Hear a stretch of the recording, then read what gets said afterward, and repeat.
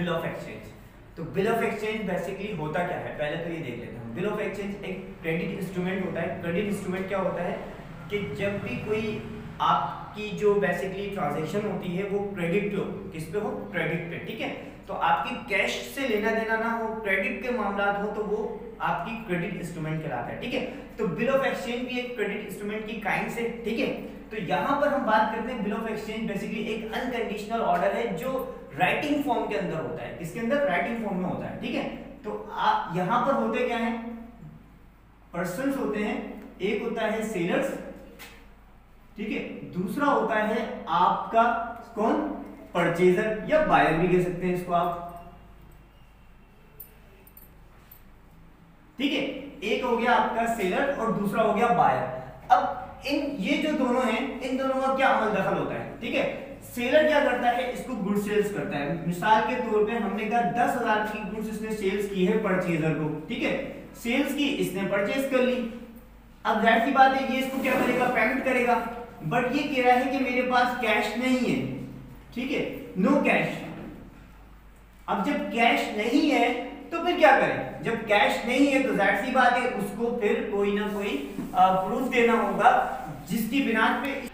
तो ये कह रहा है कि मेरे पास कैश नहीं है, तो भाई कैश नहीं है तो आपको सामान चाहिए, उसके बदले फिर मुझे क्या देंगे आप। तो कह रहा है कि आप बताएं क्या करें। तो ये कहता है ठीक है चले फिर आप मुझे चेक दे दें। कहता है मेरा बैंक का अकाउंट भी नहीं है भाई। अच्छा बैंक का अकाउंट भी नहीं है, तो फिर आप एक काम करें, मैं एक पेपर जो है, एक पेपर में राइट कर देता हूं, ठीक है।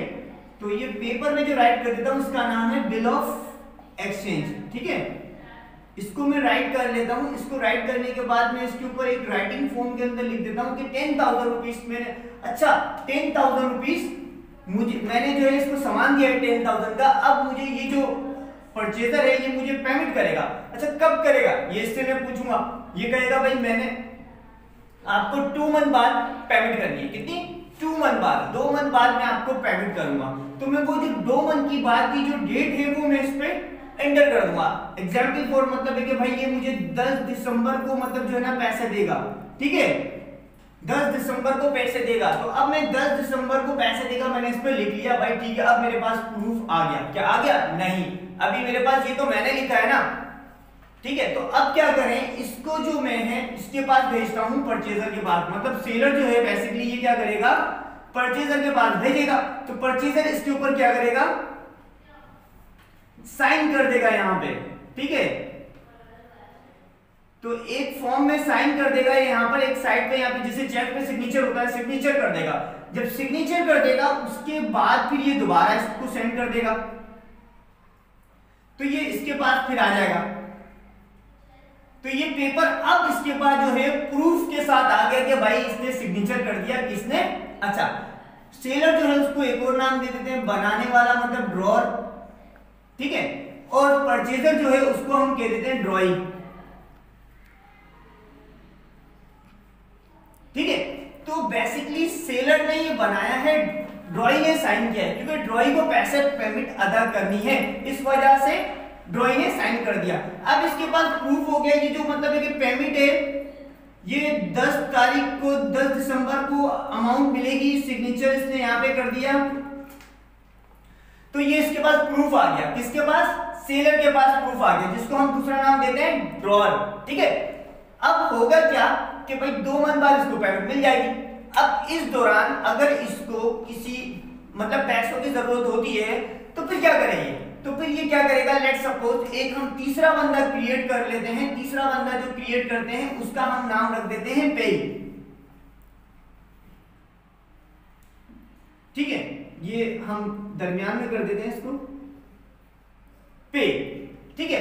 अब क्या हुआ, सेलर जो है, सेलर बेसिकली इसके पास ये जाहिर सी बात है पैसे तो नहीं है, पैसे की जगह मतलब है कि ये बिल ऑफ एक्सचेंज रखा हुआ है। तो अब ये क्या करता है, इसको सामान की जरूरत है या इसको पैसों की जरूरत है या मतलब एज अ सिक्योरिटी के तौर पे रखवाना चाह रहा है। तो भाई पे जो है ना आपका बैंकर भी हो सकता है,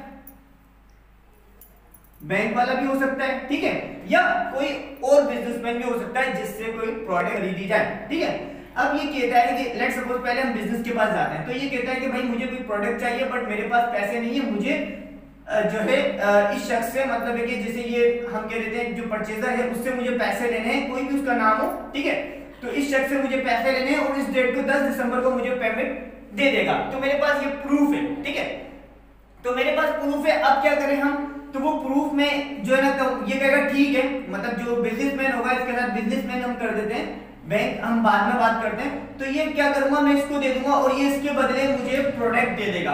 तो मैं क्या करूंगा, ये जो है ये बेसिकली पेई को मैंने दे दिया और पेई ने इसके बदले मुझे क्या कर दिया, गुड्स दे दिए, ठीक है। अब पेई ने मुझे इसके बदले गुड्स दे दिए, तो अब मैं ये जो गुड्स हैं, ये जो मेरे पास गुड्स हैं, तो ये अब किसके बदले मिले, मुझे बिल ऑफ एक्सचेंज के जरिए। तो भाई मेरे पैसे तो मुझे मिल गए, मतलब ये कि सेलर को तो पैसे मिल गए ना। तो अब हम बात करते हैं कि भाई ये परचेजर की जब डेट आएगी तो भाई ये जो बिजनेसमैन जो भी होगा, व्हाटएवर सप्लायर होगा, तो ये क्या करेगा, डेट खत्म होने के बाद उसके पास जाएगा और उससे पैसे ले लेगा, वो उसको पैसे दे देगा, भाई पर्ची दिखाएगा। उसको इससे मतलब नहीं है कि कौन आ रहा है, उसको इससे मतलब है कि मुझे पैसे कब देने, क्या है, मुझे पैसे कब देने। तो भाई वो पेपर जो उसने साइन किया था वो लेके जाएगा, तो उसको कहेगा देखो इस पेपर पे आपका साइन था, इसके बदले मैंने उसको पैसे देने थे, सामान दे दिया था, आप मुझे इसके बदले पैसे दे देंगे। कहेगा ठीक है, क्योंकि आपके पास पेपर है तो जाहिर सी बात है आप ही इसके मतलब राइट्स रखते हैं इस पैसों का, तो वो इसको पैसे दे देगा। अब जब डेट आएगी तो फिर क्या करेगा, पे ही जाएगा, कौन जाएगा, पे ही जाएगा, ये पेपर लेके पे को पैसे मिल जाएंगे, तो पे के पास जो है ऐसे आ जाएंगे, ठीक है, पे को ये कैश कर देगा, पेपर ले लेगा और कैश कर देगा इसको, ठीक है भाई, समझ में आया।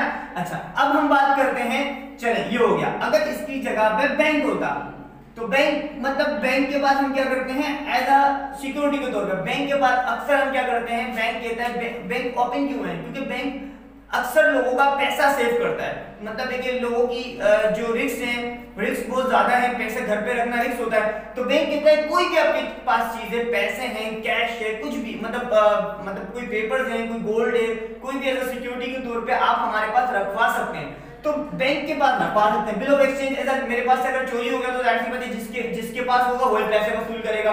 तो ये भी एक मेरे पास पीस ऑफ पेपर है, बट वेरी इंपॉर्टेंट, ठीक है। तो मैं बैंक के पास रखवा देता हूं, एक तो ये।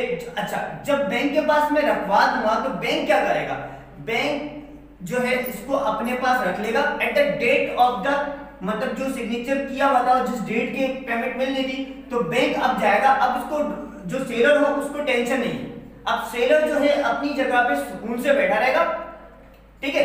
अब जो बैंक वाला है, बैंक अपने एम्प्लॉय को भेजेगा, बैंक अपने एम्प्लॉय को भेजेगा किसके पास, यहां पर इसके पास भेजेगा, ठीक है, ड्रॉअर के पास। तो बैंक इस वक्त पे ही है, तो ड्रॉअर इसको पेमेंट कर देगा, इसके बाद बैंक के पास वो पैसे आ जाएंगे और बैंक क्या करेगा, वो बैंक के अंदर अपने उसके मतलब सेलर के अकाउंट में डिपॉजिट कर देगा, ठीक है। तो इसके अकाउंट में पैसे आ जाएंगे, एक तो तरीका ये हो गया।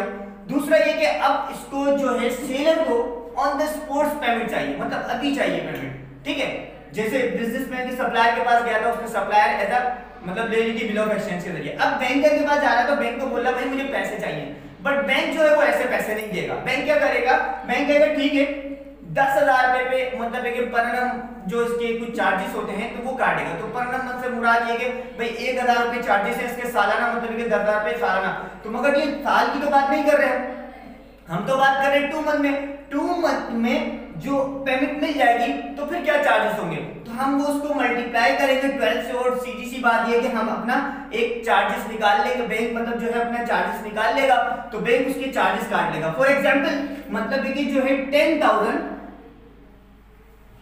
10,000 में से बैंक जो है वो रख लेता है 300 रुपए, ठीक है। 300 मतलब जो है वो रख लेता है, 300 जो बैंक ने रख लिए, अब ये चार्जेस काट लिए, तो इसको ऑन द स्पॉट कितने कर दिए 9,700, कितने कर दिए 9,700 इसको पेमेंट कर दी, इसको कर दी सेलर को ऑन द स्पॉट पेमेंट कर दी 300 चार्जेस। अब बचा 300 चार्जेस कब, जब ये 2 मंथ का टाइम पूरा होगा तो बैंक अपने एम्प्लॉय को भेज के परचेजर से मतलब ड्रॉई से पेमेंट वसूल कर लेगा, और वो पेमेंट वसूल करके अपने पास रख लेगा, क्योंकि सेलर को तो उसने पेमेंट 2 मंथ पहले ही दे दी थी, ठीक है। तो अब वो सारी की सारी पेमेंट जो है वो उसके पास बैंकर के पास, जिसको हम कहते हैं पेई, तो उसके पास आ जाती है, ठीक है।